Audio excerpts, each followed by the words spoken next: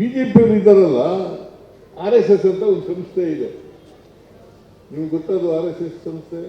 ಗೊತ್ತಿರ್ಬೇಕಲ್ಲ, 100 ವರ್ಷ ಆಗ್ಬಿಟ್ಟದು. ನೀನು RSS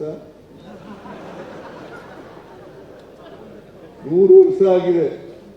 RSS ಹುಟ್ಟಿ 1925ನೇ ಇಸ್ವಿನಲ್ಲಿ ಹುಟ್ಟಿದ್ದು ಅದು. ಇವತ್ತಿಗೆ 100 ವರ್ಷ ಆಯ್ತು. ಅಶೋಕ ಸ್ವಂತವಾಗಿ ಏನು ಹೇಳಲ್ಲ, ವಿಜೇಂದ್ರ ಸ್ವಂತವಾಗಿ ಏನು ಹೇಳಲ್ಲ. RSS ನವರು ಬರ್ಕೊಡ್ತಾರೆ, ಅದು ಓದೋದು. ಅಲ್ಲಿ ಅಸೆಂಬ್ಲಿನಲ್ಲಿ ಇರ್ತಾನಲ್ಲ, ನಾನು ಕೇಳಿದೆ ಒಂದಿನ ಅಶೋಕನಿಗೆ, ಏನ್ ಮಾಡೋದು ಸರ್, ಇನ್ನೊಬ್ರು ಬಂದು ಸ್ವೀಕರಿಸ್ತಾರೆ RSS ನವರು, ಅವ್ರು ಹೇಳ್ದೆ ಹೋದ್ರೆ ನಮಗೆ ಬಿಡಲ್ಲ ಸರ್ ಅಂತ ಹೇಳ್ತಾರೆ. ಇಂಥ ಪಾರ್ಟಿ ಬೇಕಾ ನಿಮ್ಗೆ?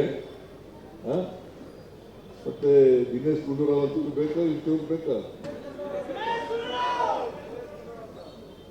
ನೋಡ್ರಿ, ಏನು ಸಹಾಯ ಮಾಡಲ್ಲ.